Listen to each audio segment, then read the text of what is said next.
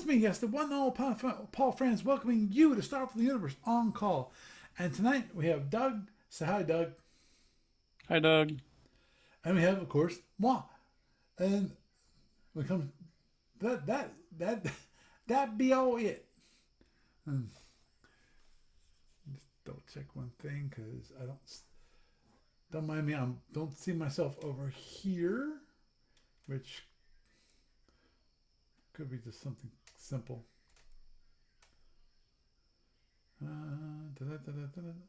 Brought the stream. Oh, there it is. Okay, there it goes. I brought the stream manager a little bit earlier, and it came up with an empty screen. So now I see myself. Maybe I just didn't wait long enough for the stream to kick in and so forth.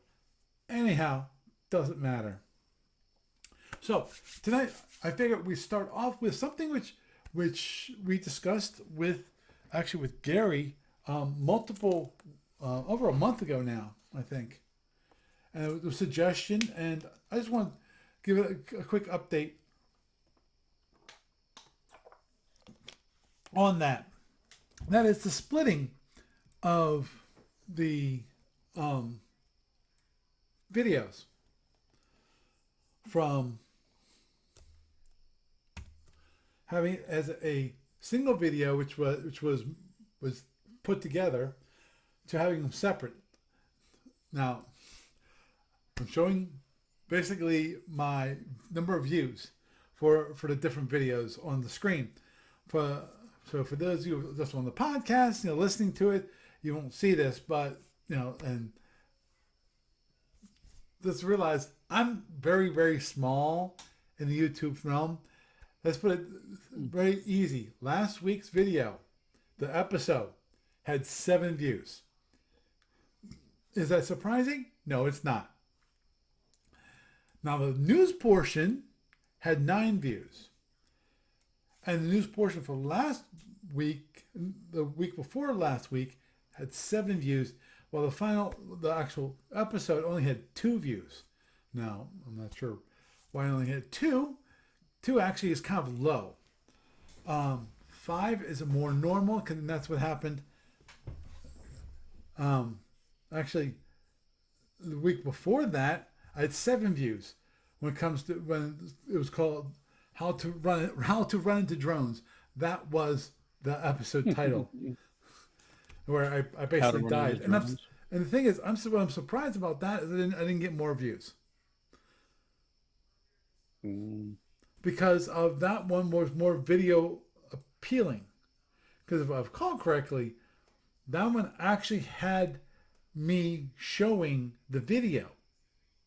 It was sped up by 4 times, but I actually was showing the video on that one.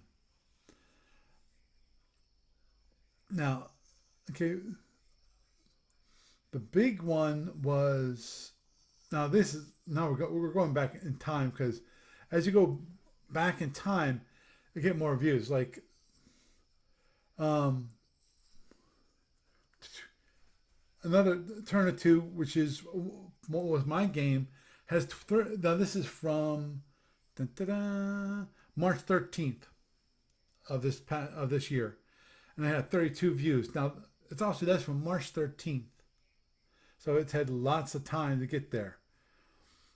Versus, like How Not to Win, that was from June 27th. Today is August 21st, just to let you know, to have comparison, and that one had 19 views. And then got 25 views for my game update, which was on July 18th. So, and actually, if I bring up the analytics for this thing real quick, as you can see here, here's my typical performance, which it goes and when it comes to this is the number of days, number of views. So what happens is, within the first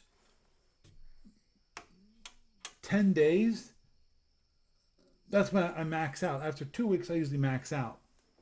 And this one went well, and then for the first 28 days, I had 24 views for this one video, and then got another view, which is rare. Notice the watch time in hours is 5.8 hours. So overall, and this is for what? This is again days. And if you look at here, which is what is it? This is this video, which is the time based 24. It keeps going down until the 8% at the very end actually reach the end. Starts high, big surprise, 88%. Actually, start watching it, which is weird. So, and it goes down as the video proceeds. So, and average percentage only 14%. For only 14% of the actual video was watched on average. So, now,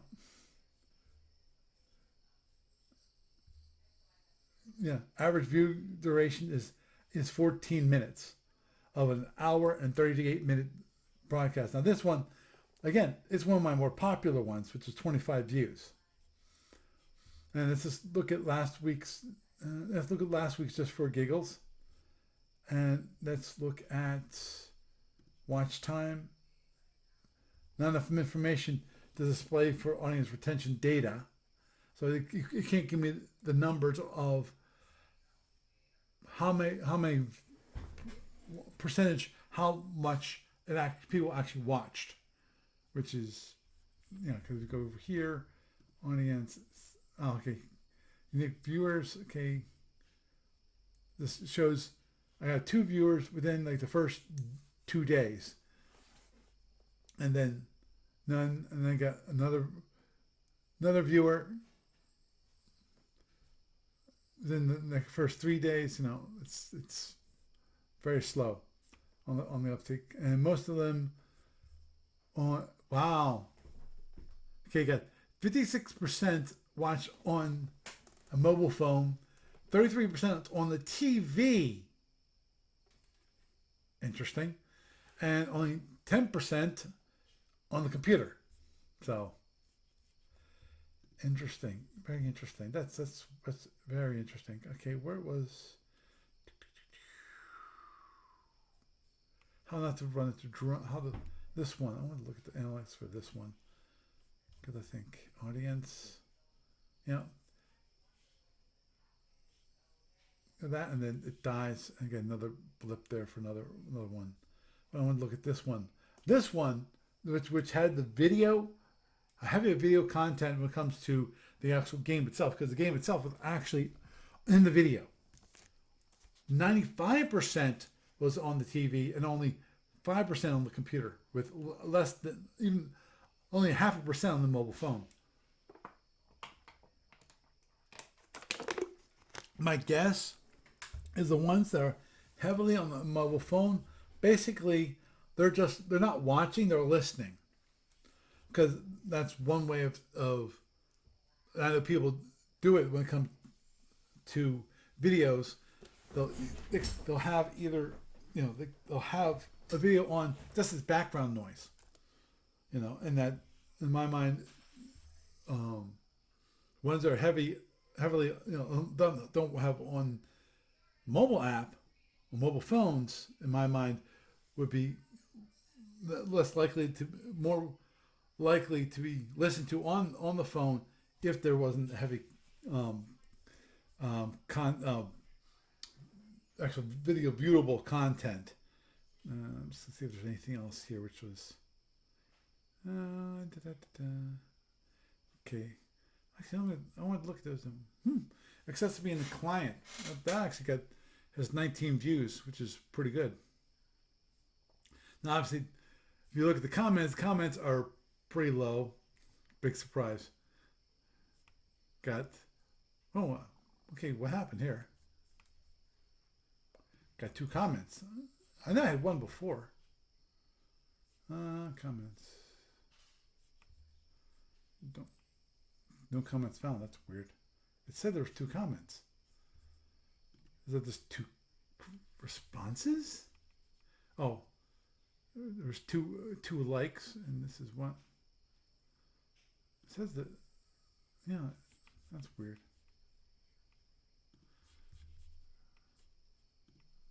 No. Don't know. That is weird. Because I'm pretty sure this one had one previously, which basically, if I recall correctly, the comment for this one earlier, which was basically that they enjoyed having the shorter form video for the news portion. They like to watch that. And if you look overall, the news portion, it seems to be overall more popular than the full video overall. Here's one where it's basically the news portion is less than popular than the actual video itself.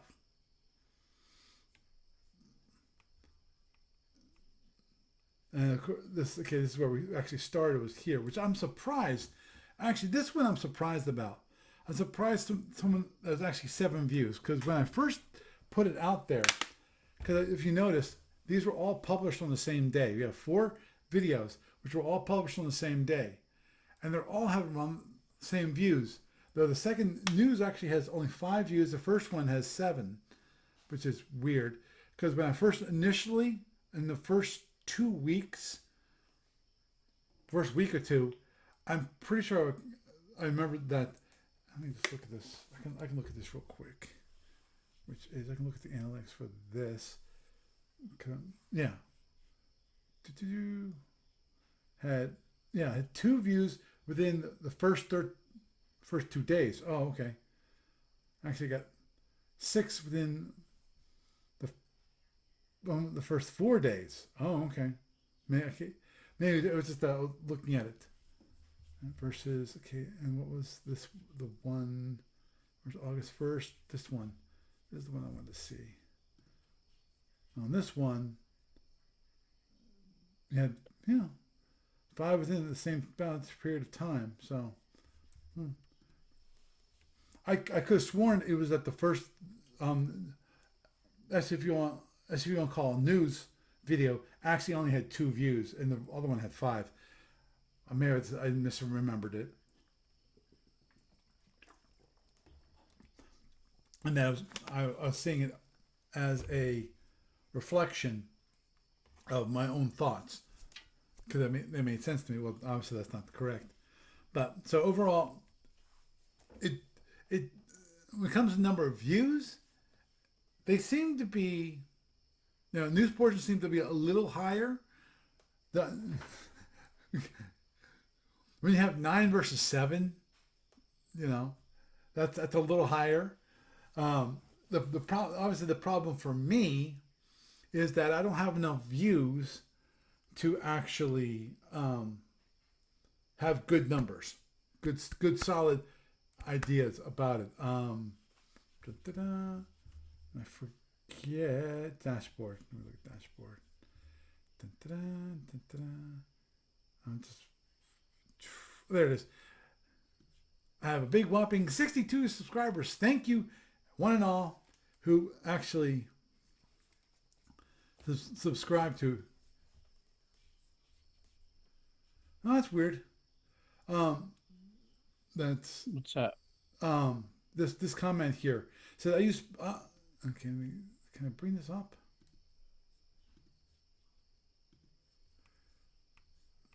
And he said that I use Apple Podcast. It has been dropping you lately. Actually, that's one thing also I wanted to bring up. Whatever. Patience. This is actually, okay, 2 things. One, that's one thing I did find out. For those of you, when it comes to TalkShoe, the podcast feed from TalkShoe has been much better. After I fixed it the end of last month, so that's been 21 days ago, it has been solid. I got someone. Actually, I got. It seemed like I got someone who knew what they were doing. So I said, "Oh, I'm missing all these episodes." And boom, I mean, like that, it was done. The previous person I talked to, they had no clue what I was talking about. So, not as knowledgeable. But this person fixed it. Now, I actually uploaded to SF2 TalkShoe, and it's consistently there. As soon as I upload the podcast, it's there. Because I'm actually, at this point, I'm subscribed to my own podcast on my phone. So, and it is consistently every single week. When after I upload it, it's there within the next day. Usually a few hours. The way they have it is to me, it's a little weird in that they make it available like the next day, but the actual posting hour is the hour I posted it. So it's all of a sudden it will show up, and if you have the way I have mine set up, it's sorted by newest at the top down to the oldest at the bottom. All of a sudden, my podcast will show up in the middle of all my podcasts.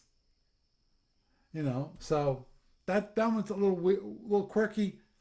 I don't care, because now consistently it will be uploaded. It will be available for people on a consistent basis on Apple, in iTunes, in the Apple Podcasts app now. So it's good. The only other comment I was going to have is I noticed Patient Zero, they definitely don't like Steve Cole, and obviously don't like Omega.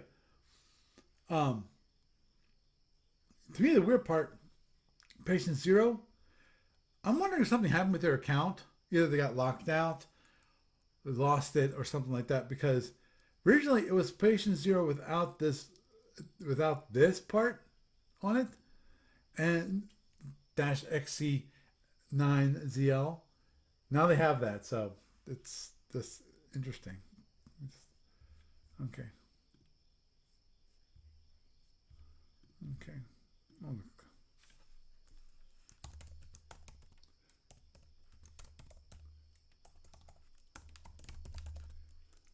let's go.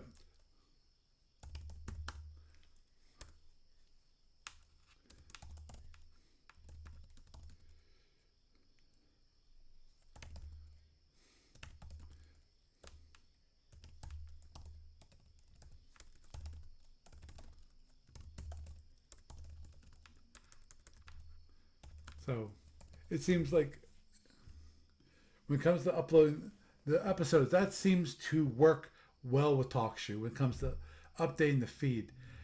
It's possible that they have an issue when it comes to the feed itself and don't know quite what to do when you record something, because I think that this might go back when it comes to TalkShoe. It might go back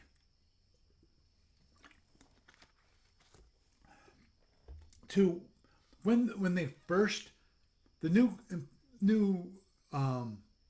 owners took over TalkShoe, and then we did the whole website, which they did a good job. Only annoyance, as I mentioned many years ago, was that it was Chrome based.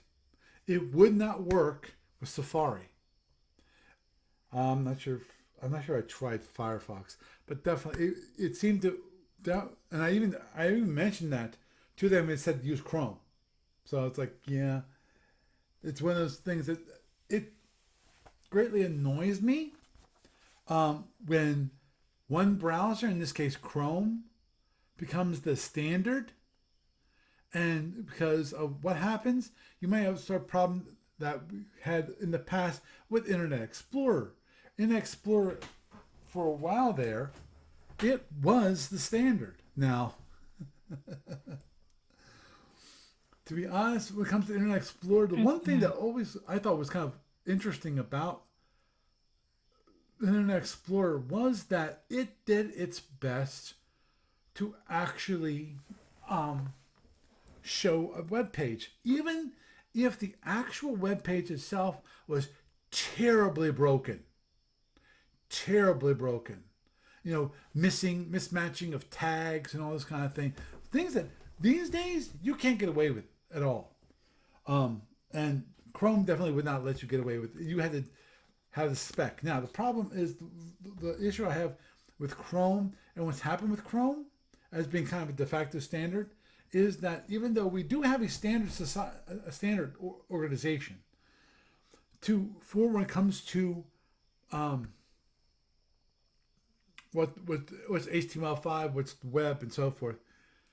In theory, Google can do things that's not even close to that.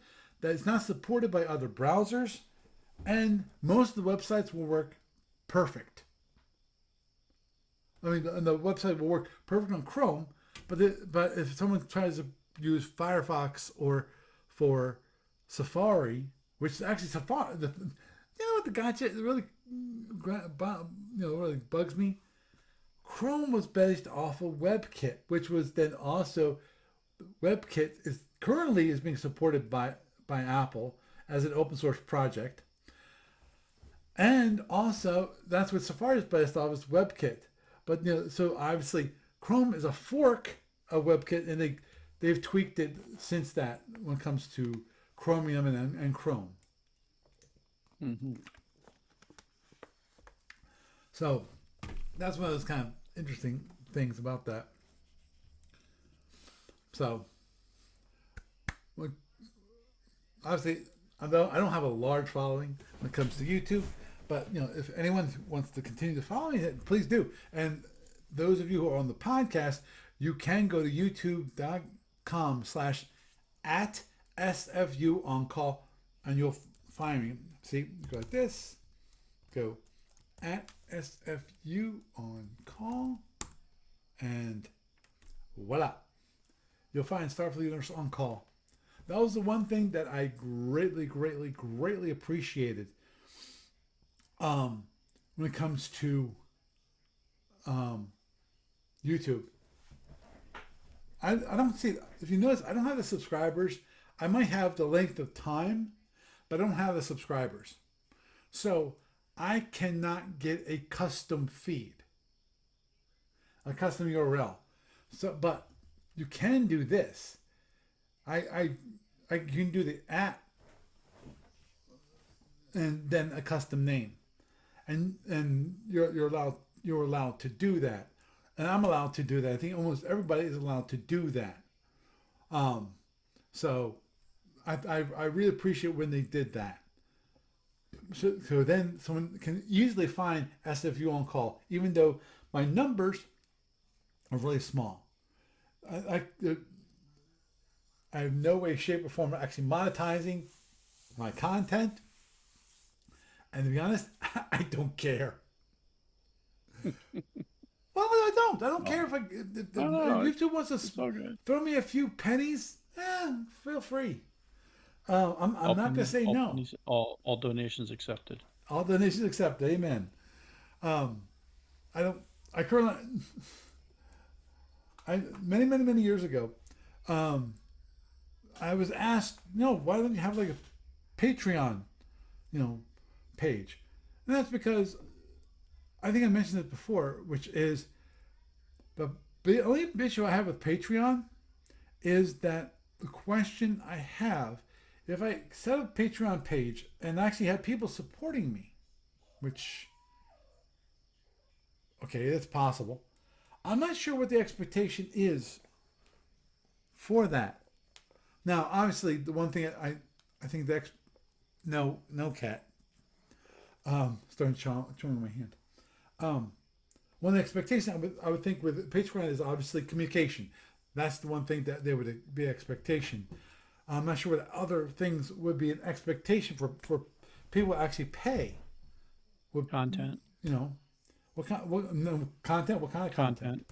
Yeah, the main thing with Patreon is that people expect regular content of some kind.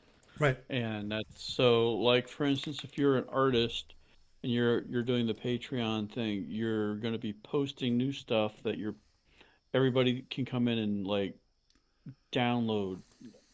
So if you're doing a podcast and you're doing Patreon, they're going to expect new content on a reasonably regular basis. So like your once a week podcast would basically satisfy the sort of thing that you might have on that sort of thing. You can ban that jackass if you want. Mindful Cougar, Oh, really? thank you. Yeah. Cheap followers on streamboo.com. Remove the space. Boink, gone. Yep. Yay! And the crowd went mild. So at any rate, yeah, that's basically it. I mean, you don't have to dance for them or anything like that. You know, They'd be very there will disappointed if probably they not wanted be that. there will be no expectation of such things for your podcast. Thank you. But yeah, no, that's generally it. Patreon's usually just there's an expectation. It's transactional Right. Oh, in that agreed. sense. Now the other side of that is you can also do different levels of subscribers. Right. Like for instance, if you were um, doing your podcast as your first level of subscription, and then additional special content like transcripts of the podcast or um, access to like say that's the client, to play on the client for X amount of time as part of that. You can make a subscription service through that. There's all sorts of different ways you could work it. Mm-hmm. So, but basically, generally speaking, it's like the Patreon thing can be flexible in what people can get. They can have different subscription levels, different expectations, different amounts that they can give, and all that happy stuff. Mm-hmm. So there you go. Okay. Thank you for the quick review of Patreon. Um, yeah. Not sure. Be honest, I'm not sure it would be worth it.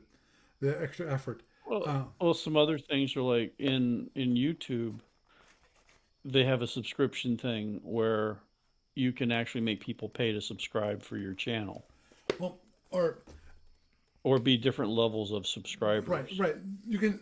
And like if you're doing a live stream, then you can control whether those people can comment or not in the comment section, among other things. So Well, those are just some things, and that's if you have like hundreds or thousands of people coming in to comment, that might be a good thing because then it'll filter out people that aren't willing to spend a few bucks to say what they have to say.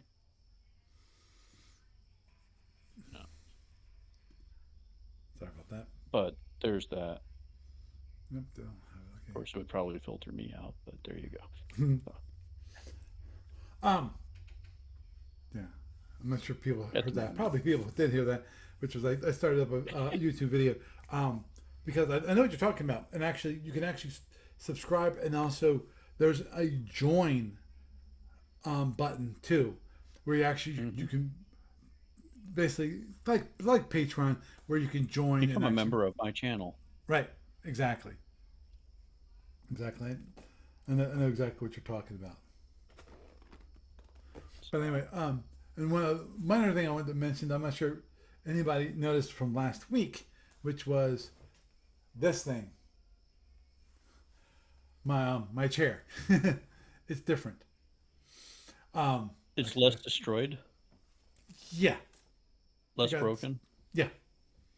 Um, There's less fear the in your gaming chair I veins at the had, moment. I I was on it too much because if you look at the bottom, what happened is that the metal plate that holds the the base of the chair where you sit on it actually had a big crack in it. So I'm assuming it was from a kneeling where it got bent. It got bent a little bit here, a little bit there, a little bit there. Kept over the many years that I've had that chair. Finally, it gave up, and my chair went. It was like 90 degrees, and then all of a sudden, it was down like 45 degrees in the downward direction. So I basically was. When that happened, I didn't fall on the floor. I We fortunately don't got want up in that. time, but it was broken at that point. And this chair actually is my wife's old office chair. She didn't like it, so she gave it to me to replace my gaming chair as my primary chair for my office. And we actually got her a rocking chair, which is fortunately she didn't actually have an office. She actually used it for talking to her clients on Zoom. So instead of having this chair, she has a rocking chair, and she likes it. It's one of those gliding rocking chairs. Hmm. You know, Aw. yeah, it's really nice. And actually, we were fortunate that we found it. She found it on Facebook. The person was Hmm. selling for $50, and the funny part is that where the guy is located, I'm I was minorly upset, minorly, because I was just in the guy's location. I was like 5 to 10 minutes away from his house that morning when I first contacted. Said, "Okay, when can I pick it up?" So, which actually, I think about it now, it's probably best they waited till later because of he wanted cash, and I didn't have the cash on me at that moment in time. So it worked out better. That I had to go drive my with cash in hand, go to his house, and pick it up, which was fine. Actually, the interesting part is that this person also is into Jeeps, and I have a Jeep Gladiator, so he originally he just said put the money in the canister and just pick it up and leave. And I went, okay, fine. Actually, when I got there, his son said, "Hey, how can I help you, sir?" And I said, "Well, I'm here to pick up the rocking chair." I said, "Oh, well, I'll go get my father," because his father was selling it. And he came out and it's like, "Oh, I saw that you had a Gladiator. I had to come out and see it because the Gladiator is a Jeep." So it's like, cool. I actually looked at, he has his Jeep in the garage there, and he has the top, I mean, completely down, and the doors are off, hanging in the garage, So he's a Jeep keeper. I've yet to actually pull off the doors off my Jeep yet, and that's one thing. Actually, I talked to my wife, and she said she would not like to drive around in the Jeep with no doors. You I guess, and know, the funny, weirdly enough, yeah. I What? was thinking about like transportation stuff and seriously considering that they still make Jeep kits. Like there's a company in the Philippines, I think, that like makes the old World War II style Jeeps and they Wow, ship them to you in like a box and you just have to put it the rest of the way back together.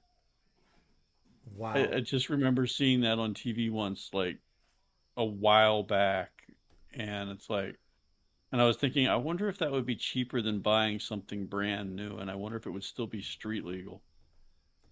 But yeah, so Don't know. cause she wouldn't like driving in one like with no doors. It's like, okay, how about riding in one with no doors, a very hard pad for a seat, and no seat belts,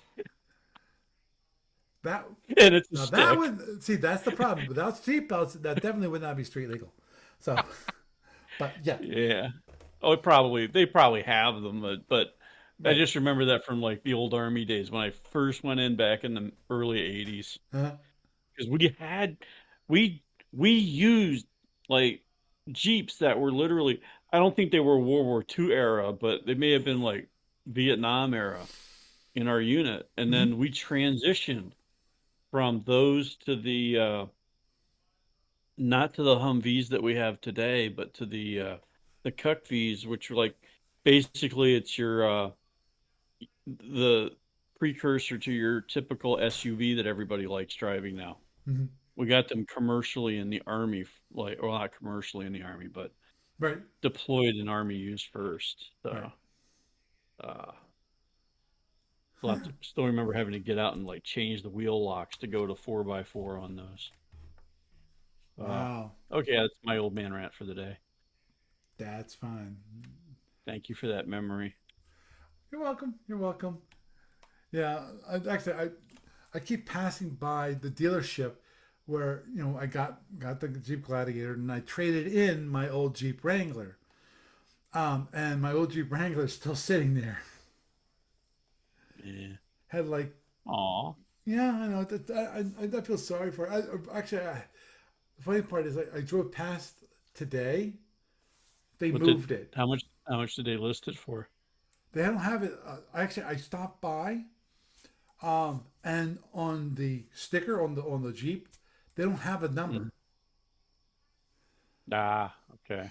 Now I'm not sure how much they were going to be selling it for, because I got 16,000 was for the trade in value. So my guess is they're going to ask for more than 16,000. Oh, definitely. But hey, the one thing about that Jeep is that I know it's in good running condition. It's I was just gonna say it's got all its shots. It's not really shots. It's got all of the Maintenance. maintenance, and not the maintenance, but all of the factory recalls have been done. And one of those factory recalls on that Jeep was they had to replace the clutch. So that clutch is very, very new. So it's not like it, it's the original clutch that I got when I got the Jeep. They replaced it 2 years ago. 1 or 2 years, I think it's 2 years ago, that they had to replace the clutch. So the clutch is only 2 years old. Nice. Um, so, and everything else works just perfectly fine on it. What I like to know is if they fixed. There was two things that were minor things wrong with the Jeep, and these are cosmetic. That's all they are. And that is, out of habit, the Jeeps are very interesting in that when it comes to the windows, they have it in the center console, and you can push it, in to have them go down, and then you pull it out to have it go up. Well, on the Jeep Wrangler, I kept on doing it right on the edge, so I wore down all the rubber that was on the switch, so it no longer had the rubber part right on the end of it where it was coming off a little bit. So I had to make sure I went underneath and pulled it. That's one of the minor cosmetic things. The other one is the door. I rubbed against the side of the door long enough so that actually there's a little part that was worn when it comes to that. But other than that, great condition. You know. So Nice. anybody wants to has a and well, of course there's also a manual. So and that's a rare thing. So anybody who wants looking for a good Jeep in Pennsylvania, in the based in the Reading area, by all means, it's a good Jeep. I can vouch for it. It's still sitting at the parking lot. I went past this morning, and I thought it had been sold. Nope, they just moved it. It's like, oh, poor car. I feel sorry for it because I traded in, and now it has nobody to love it. So anyhow, to move one forward to the next one, which is I wanted to talk about real quickly. Well, maybe real quickly, you never know. Um, Obviously, one thing that we mentioned last week, which is the 500 BPV tournament and the whole idea of having another one. Because I think overall, I know it was a small tournament, and oops, don't mind me. I got to move my foot. My knee's hurting a little bit. But anyway, Small by numbers of people. Yeah, by the number of people, which is fine. 8 people is fine. You don't want it to be too large because it takes a long time to play these games, as it wasn't obvious by the the last game, the final took 18 hours. So, I said that's fine. Now, the question is for the next tournament. I know, I know a lot of people do have interest in it to do it again. I do. Now, Jeff, previously, let me look when I created these threads. I created a couple of threads back in May about 2 different fleet battle tournaments. One is what's called the expansive fleet battle tournament. The other one is the compact fleet battle tournament. Now, the expansive, and this is really quick from Jeff, which is the 5 BPV tournament. And this is a fork. He calls this a fork. He must be a developer, because that's what you do when you create a separate version, which is based off the original, and so forth. That's kind of a software term. But anyway, that's why I thought he's possibly a developer. This rules for the expansive set of rules. This widens the permissions to choose force and also introduce maps and terrain. And this was, main difference from the 500 BPV tournament, which is a random roll for terrain, which, I disagree on that idea. Just because of, big surprise, it's random, which means that each player does not have an equal chance. There's certain terrains that are good for some forces and bad for others. The base BPV limit will be increased to 650 and fight at 775. That includes like the commander's options for 775. One limited, you have one size class 2, so you could have one dreadnought is permitted, but it must be accompanied by 2 size class 4 units. All fleets must have at least one size class 4 as before. All races all races may take up to 18 fighters, hydrogens a maximum of 24, and troop carriers with escorts are permitted. All races may take up to 6 PFs, casual or 1 flotilla. Limits have a maximum of 10. The goal here is to finalize these rules and get players signed up by the end of September. Now, this was back in May. Now, honestly, when it comes to this one, as I said, I don't like the randomness of the terrain. And honestly, I am not one of those people who is thrilled about PFs and fighters. Now, the funny part is that I got an email earlier this week from Ed Crutchfield. Actually, no, it wasn't from Ed Crutchfield. It was actually from Jeff, replying to Ed Crutchfield, and that he was kind of put off, let's put it that way, about basically the Fed not getting PFs. And he mentioned here in the actual thread back in May, he said, Jeff, will Federation be allowed PFs? You mentioned above all races, and also will a PF be considered as a place of size class 4 rule? My guess is no, especially because he said explicitly that you have to have a size class 4. So it does not replace a size class 4, period. And then of course Gary mentioned that, what was it? In the Flexion Universe as presented by R4J, that module R4J, the Federal Imperium, the SFU militant counterpart of the historical United Federation of Planets, gets to use interception fast patrol ships as soon as the technology is available to them to do so. But in exchange, they were never adopted the third way, i.e., you got rid of like the F-11s and the Phaser G armed fighters, nor SWAC shuttles. SWAC shuttles are gone Mm-hmm. since they're enemies of the Gorns and so forth. So interesting. Feds, right? You know, I don't know if Fed said, no heavy fighters, but PFs instead. Yeah, he likes that idea. Jeff mentioned here, replied here back in June. It's like, first off, glad you feel better.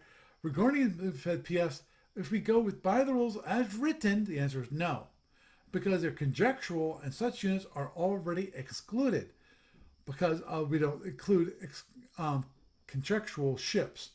The Fed PFs have long been considered controversial. Is it possible for the Feds to be competitive without PFs? I think so. But I'm prepared for a debate. I think a Fed force with PS would not have F-11s, also no F-14s, F-15s, no GAT phases for carriers or escorts, and alternatively, actually there would be no carriers. In my mind, it's like you'd have PF tenders instead. And then also probably Fed CVB, a battle carrier group with F-15s is possible within the new BPV limit. Um, yeah, he really sounds like basically, given that and given the email, Ed really would like to have the Fed PFs. I think personally, when it comes to Fed PFs, I think no, because yeah, in theory Why you can not? have it, but you have to greatly, in my mind, greatly modify the ships that are available. As I said, Mm-hmm. the phaser Gs should no longer be an option at all for the Federation when it comes to the carriers and the ship the fighters that are available Well, for here's the you thing. would be definitely How many modified. how many BPV are you talking about in this? 650. Okay. Um, they're basically attrition units, right? Yeah, And they're easily killable. right, And when they go bye-bye, they don't get to come back right. in the scenario. So I think it's a self-solving problem.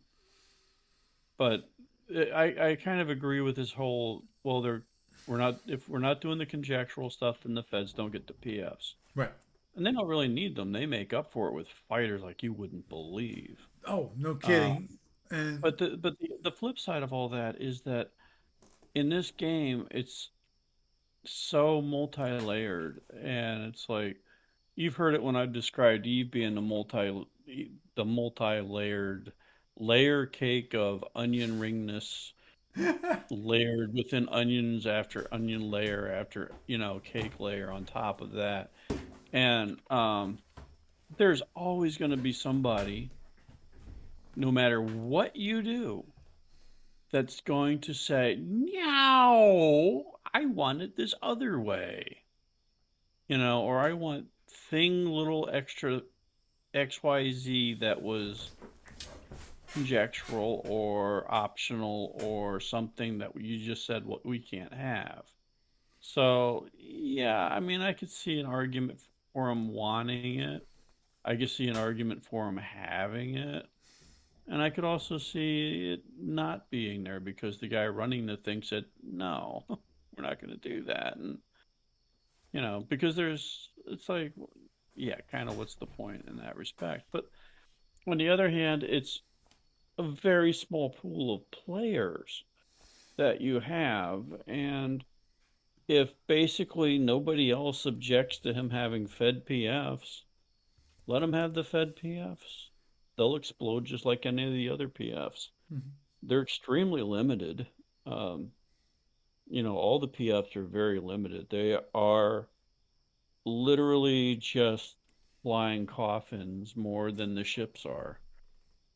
And yeah, I would say, why not? Because what's he going to do? I mean, if he pays the points to have the PFs, he's not going to have a great, huge fighter complement. If he pays to have a huge fighter complement and the PFs, he's going to have what, one ship, two ships, not much. And he's going to have a whole bunch of attrition units where if he's got a whole bunch of fighters, they can get whacked by T-bombs. They can get whacked by anti-drone devices. They can get whacked by dogfight drones and other attritional units going after them. If they blow up their target, they can all die. So, yeah, it's a game in that respect. I mean, I know that's something a lot of people don't want to hear, but It's yeah, life I I itself. I could see him having it, but it'll have its own drawbacks for him if he takes them. Because the photons, they're actually limited to range 10, I believe. So I mean, he can't come in with like 60 of these things with, you know, proximity photons and expect to do well, because 3 or 4 cruisers could literally make them hang out at range 20 and just tear them to bits with long range disruptor fire or something. So the thing is, there's so many pluses and minuses to it in so many different ways. So there's my 2 cents on it. You could try playtesting it down at Gamers next weekend. Because that is this many days away, less than 2 hands. It's 8 days to the Friday night setup. Yeah. 9 days to starting off on Saturday. How early do you want to come down on Saturday? um, I will probably be there somewhere around 10. Okay. I was kind of hoping for it. Well, Doug, I'll be there at 7 o'clock in the morning. No, it's okay. No, 7 o'clock in the morning is when I have to do my grocery shopping. Yeah, I gotta get myself over there somehow. I'll talk to a few people down here yet. But Barry is, Yeah, um, not available. well, he's on a severe maybe right now. He'll be there at some point, Hmm. but basically he's going to be doing something for his sweetie, which will preclude him being there on a continuous basis necessarily. Right. But I'm pretty sure we'll see him at some point. And then, at what point that is, then he'll probably be there for the rest of the time. But yeah, I was just thinking about that today because of the separation issue right now.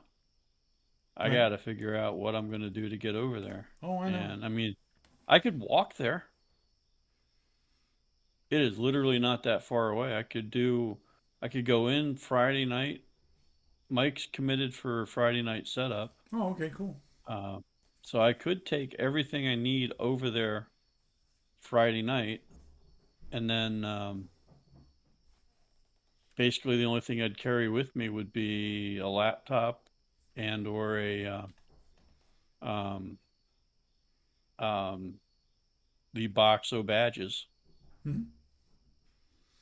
because it's just on the other side of the highway. Right. Oh, I know. Anybody who's a fan of Frogger can root for me.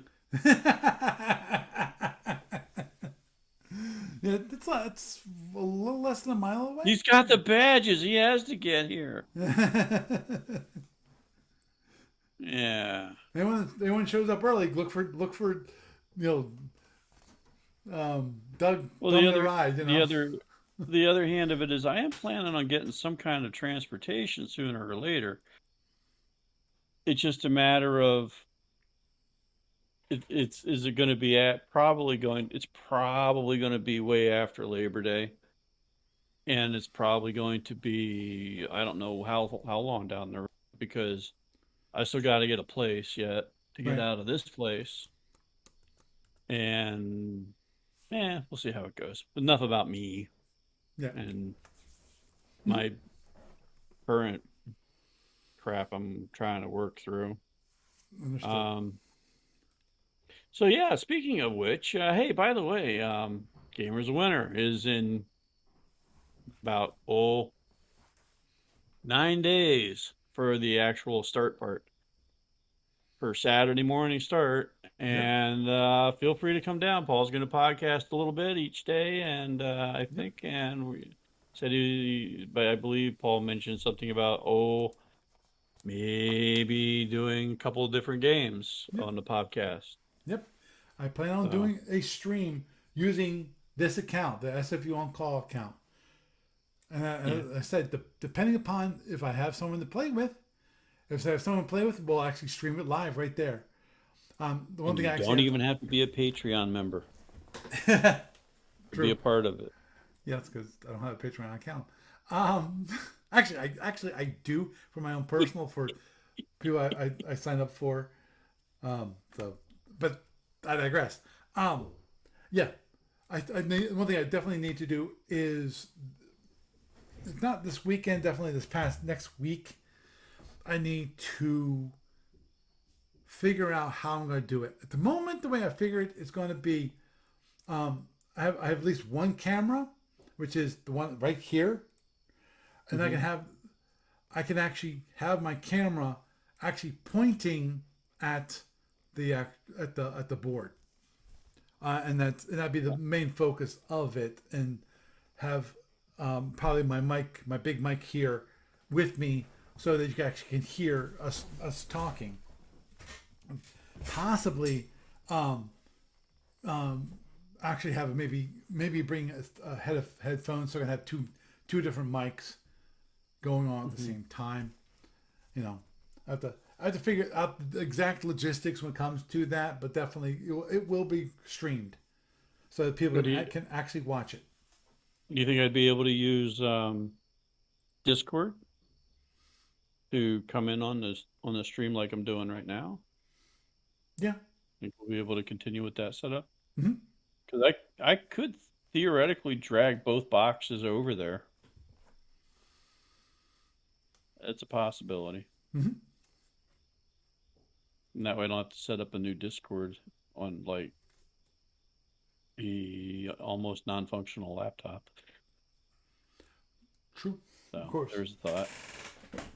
And of course, I have this laptop with me. Ooh. Is that the extra one? That's my extra one. Nice. He's so pretty. Yeah. Well, it's very new. Did we have that one set up where did I log on through it? Yeah. I mean, did I log on to both my Eve accounts through it? No, you had not. No, you have Or not wow. actually logged in. You did log into the one Eve account using my account, and I logged out. Um, Okay. but I have the other one, which is under your name instead of being under my name. Hmm. Meaning the account on the computer. And that's Okay. set up for both Eve and for WoW. Okay. I install both things. On I have not. Yeah. I now I have to. One thing I have to do is actually bring that log into that account and update the versions. Yeah. Yeah. Yeah. Yeah. Yeah. Dang, WoW is large. Oh yes, it is. So, and Yeah. anyhow, Well, the only thing is, if I used it for that, I'd have to think it. But anyway, go on. right. Um, so yeah, the from the looks of the rules, again, it's going to be the same Y180 limit. I need to check on PFs to see when. I, Now, the one thing, according to the rules, that he excluded, which is interesting, actually, you think about it. Um, Unless things change, which they might be if we actually get some discussions going about this, which is certain things that have been discounted. Number one, no PF engine degradation. Two, no PF leaders. Three, no PF scouts. And obviously the scout capabilities. No Death Rider PFs. So just Okay. doesn't let you know about those. Also, no rail odds. Uh, yeah, Ralods? A Railod? Rail launched anti drones, which is, Yeah, ADDs. yeah, from Okay. fighters, which I'm sad. Of course, Oh, well, they I, don't become super fighter killers that way. yeah, but hey, I'd be interested in playing Andromedan. And then Andromeda doesn't have PFs, doesn't have, it's like, come on. If with all the attrition units, I'll get killed in theory. uh, Not necessarily. Hell yeah, understood. Give You'll me a be like chance. maxing out Come your on, T God. bombs, I'm Come sure. on, people. Give me a chance. Please, please, please, please, please. Now, the question is Yeah. whether it's going to go for this one. Now, the other one, I just want to bring the other one up real quick because this one, the only reason I bring up this one first is because it's had the most interaction. The other one is called the Combat. Now, this has 12 posts. Um, 3 of those are just from me and then Jeff. Let's look at that. Yeah, it's interesting. I want to look at some of this. Oh, okay. Talk about kidney stones. Fine. This one's a little different. The main differences are number one, it's a tournament map, based 42 by 30 with barrier, with the tournament barrier. So And the random terrain. no random terrain. Aw. I know. Okay. He said he's mentioning debate about use of EW, whether it's full, partial, or none, or like the module T. Now, see, here's the thing. No. This is the one thing that bothers me greatly when it comes to module T tournament rules. You actually do have EW in limited form, but the problem is you have no way to counteract it, i.e., wild weasels.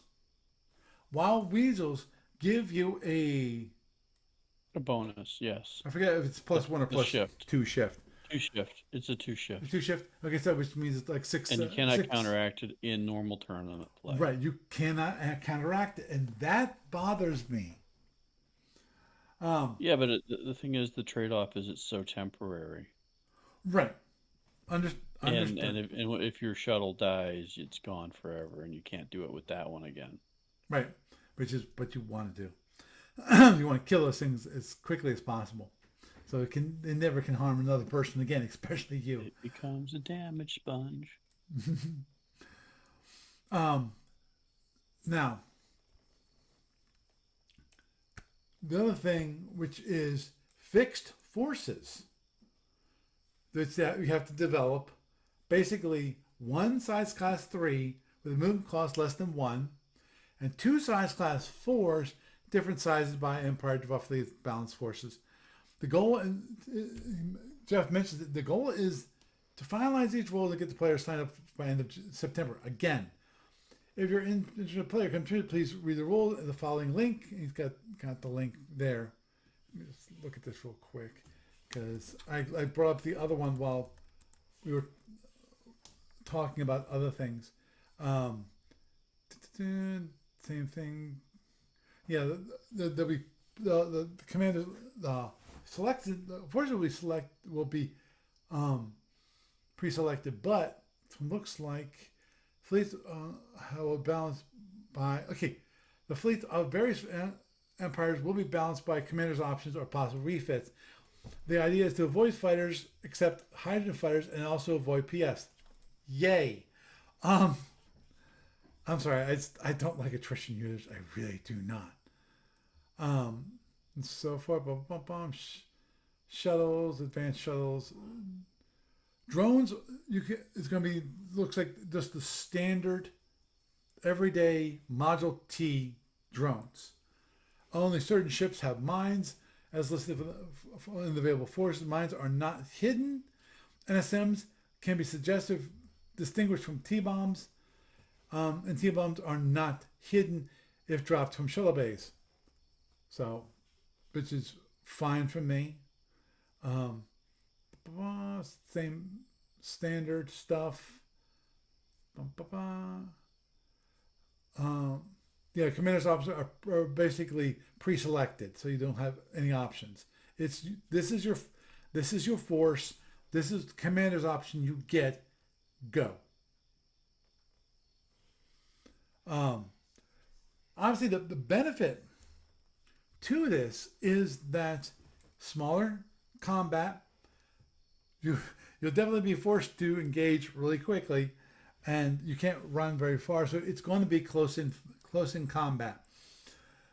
The great thing about pre-selected forces is that you don't have these people that are going to try to game the actual fleet so that they can optimize, as i.e. like the guy I fought against round one, where he had just 5 destroyers pluses, and he had 20 photons, which he could then have do prox photons, bing, bing, bing, and just that was pretty effective though. no, it was very, very, very effective and very annoying. Um, Now, You eventually won that, right? yeah, oh, yeah, I eventually wanted, Okay. and I think definitely I could have done better if I would have selected a scout, because I think that I could really have messed him up with a scout, Mm-hmm. because I could, especially, oh man, if I could have gotten the one ship that I desperately wanted. Unfortunately, it is banned because it is a not a real one, which was the Saltorian um, service survey cruiser, is what it was. Basically, it never existed. So it's like, wah wah. Just because it has the power, it has the channels. So now, so I think that'd be kind of cool. Now, when it comes to EW, I prefer. I think I would prefer something partial, i.e., um, no ECM drones, no ECM plasma. If you want to, you can do EM. You can do your own powered ECM and ECCM, but that's it. Okay.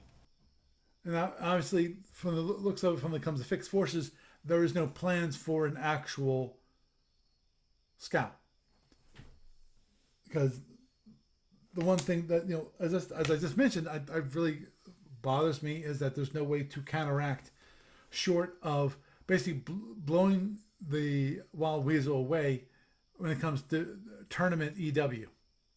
And obviously, there's also the other tournament EW is in fact is around, but it's yeah, kind of, which is of course cloaking. You can actually use the shift. You can use basically EW as your mechanism for coming in and out of cloak. And if you actually can use EW, then you can counteract that. So um, that's The other one. that's the Mm-hmm. other one, which I I kind of like, kind of don't like. I think the expansive one is going to be more popular now, because I think that personally, and as I pointed out last week, I really would love to do the expansive, but allow the Andromedans to come in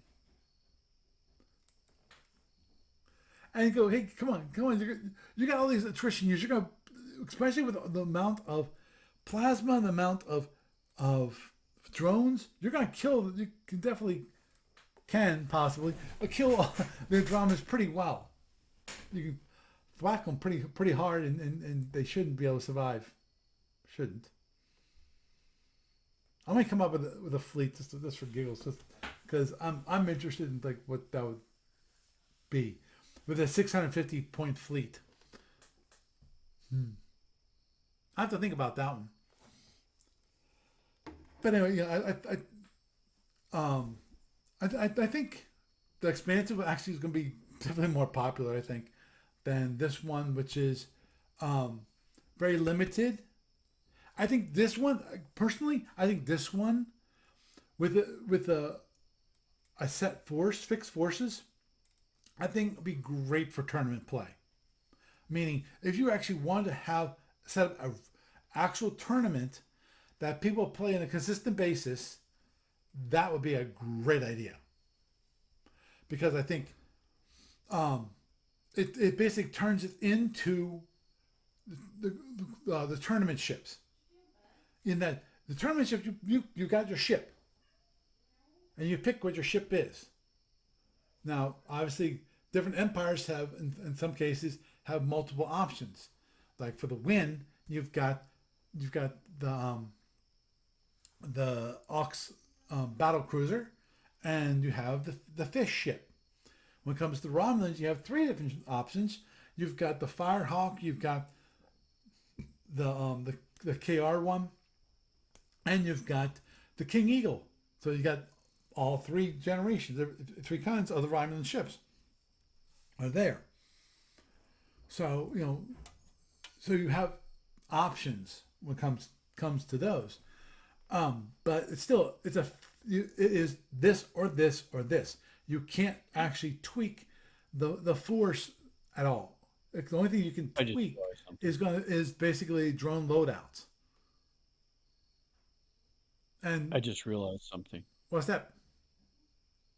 If you run Romulan ships and you're in against all these attrition units and you don't have any attrition units, it gives you an extra special reason to do plasma shotguns. Hmm, very It's like, true. oh, you got 6 PFs. I've got 8 plasmas. Here, have 8 plasma shotguns. Watch all his stuff die. Oh, you run away. Yeah, that is true. That is one of those things that I don't think anyone. I don't know because I watched any battles. I don't think anyone did. I'm willing to bet dollars to donuts that no one actually used shotguns, shotgun Which is plasmas. surprising in a fleet action Hmm. because look at how much it could maximize your capacity there at point blank range against multiple targets. Right. Oh, agreed there. You know, nothing says I love you than like a whole bunch of plasma Fs coming out. Oh, understood. Oh, Now, of course, one of the reasons why you don't want to do that is just because you're paying the same thing as an developing plasma when it comes to energy costs. And so with that, you can actually take it and develop one of your plasma torpedoes and send it to a single target. Now, if you're close enough for those plasma Fs, and you launch something a little larger, you definitely have, I think you have a better chance of actually hitting it for a significant points of damage. So ah, that's my thought on mm, mhm. it. Yeah. Okay. Well, I think we will wrap up for this evening. Doug, it's been wonderful. Oh, can I plug By all means, again? go ahead. Thank you. Gamers of Summer 2025, Labor Day weekend, Saturday, Sunday, and Monday. We'll be at the Red Lion Hotel here in Harrisburg, Pennsylvania. 17111 is the zip code. And Paul will be there for Saturday and Sunday. I'll be there all 3 days. If you want to come down and do something in the SF universe or even maybe learn some other games and meet people and talk and stuff, well, there you go. We'll be there. So Yep. thank you, Paul. And Well, oh, and online registration for badges will be closing Monday night. It's not mandatory. You can still get the badge at the same price at the door. It just makes it a little easier for me on like not having to write 800 or 80 or 60 or 50 or 40 or however many names on the morning of and just slow down the registration process. Right. So it speeds up registration because whatever names I have in email saying, hey, somebody bought this badge Monday night is what I'm going to be writing out Tuesday and Wednesday and so forth, along with the GMs that have already pre-registered. And those badges will be ready to go. And when somebody comes in, here's your badge, boom, done. As opposed to, oh, thank you. What's your name? What do you want your name? What's your Right. badge? And I have to scribble it down with my scribbly time Right. And then writing. then you also don't have to worry about things like, oh, bringing cash. But there is an ATM There is in an the ATM. building if you forget. Yep. However, we do not do point of sale at the desk. You have to have cash at the desk. In So theory, if anyway. yeah, in theory, cash at the desk is preferred. Yeah, because we have Well, done it for certain people. As in right. there's Well, individuals that that's they just that's didn't have the money. if Didn't the right two people are right. there. That, Yeah, that I if happen to be somebody is there. at the desk with I it, can use my maybe. phone to charge the person and do it that way.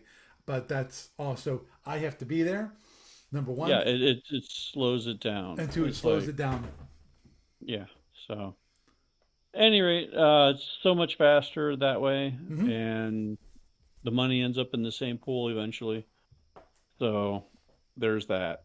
But yes, you can still get a badge Saturday morning, Sunday morning, and you can't commit. You can wait till the day of. Blah blah blah blah blah. And you know, we do. We. I'm thinking about sponsorships at some point here because why not? So, okay, that's all I got. Okay, Thank you, Paul. you're I'll see welcome. you. If not, we'll talk a bit after this week. After, if you don't Yeah, mind. just for a Thanks. short bit. Yeah. Okay. Have a Oh, good night. yeah. Okay. Thanks. So, friends, neighbors, countrymen.